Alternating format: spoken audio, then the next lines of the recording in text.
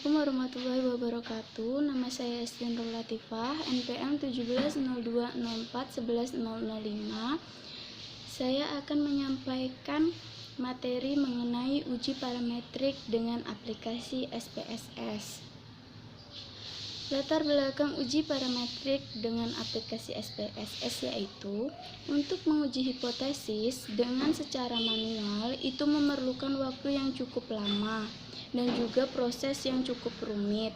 Maka dari itu, dibentuklah program aplikasi SPSS sebagai solusi untuk kebutuhan akan kecepatan dan kepraktisan dalam mengolah data statistika.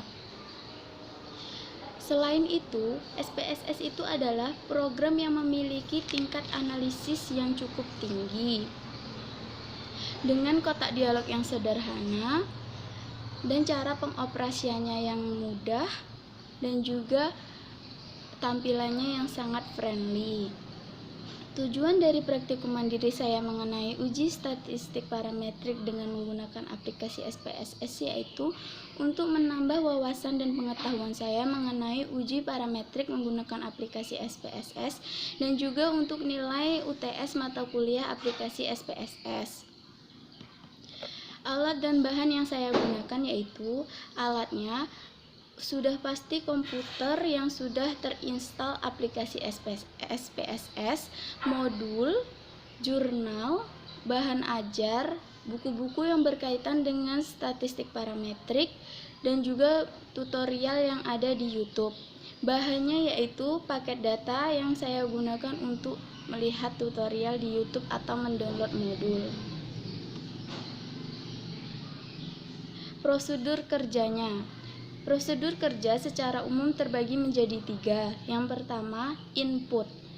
Input data itu terbagi menjadi 2. Bisa input secara langsung atau impor dari Microsoft Excel. Jika secara langsung kita mengetikkannya pada variabel view. Kemudian yang kedua, analisis. Dalam menganalisis yang perlu kita perhatikan yaitu alfa atau signifikansi yang akan kita gunakan 5% atau 1%. Kemudian pahami data kita termasuk analisis yang mana. Cara menganalisisnya yaitu kita bisa mengeklik toolbar analysis, kemudian compare means, kemudian data saya mengenai pair sample t-test. Setelah muncul kotak dialog pair sample t-test, pindahkan variabel yang akan kita analisis.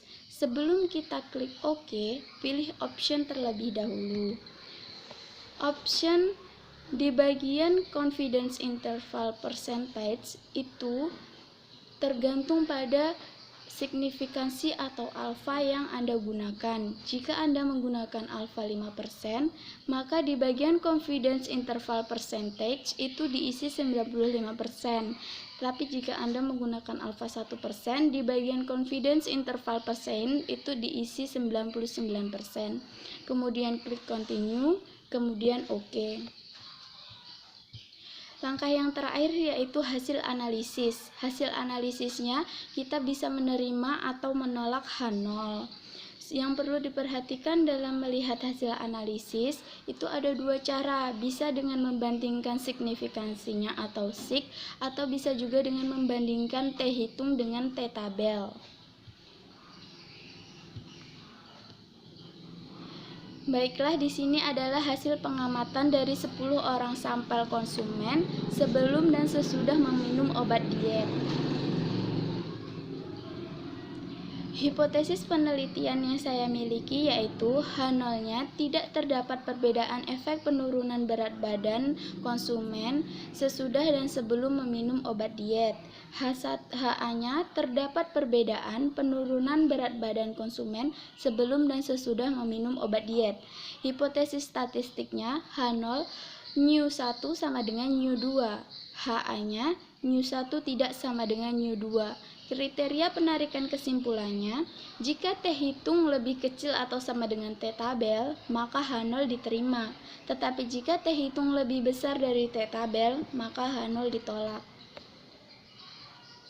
Setelah dilakukan analisis menggunakan langkah-langkah analisis di atas, diperoleh tabel tabel hasil analisis dengan program aplikasi SPSS.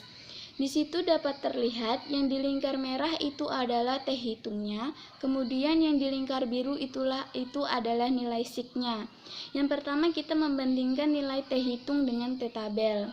Teh hitung kita peroleh nilai 1,646, sedangkan teh tabel dengan DK18 dan alfa 0,05 kita peroleh nilainya 2,101.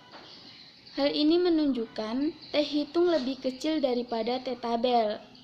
Ini akan membuat penarikan kesimpulan H0 yang akan kita terima dan HA kita tolak.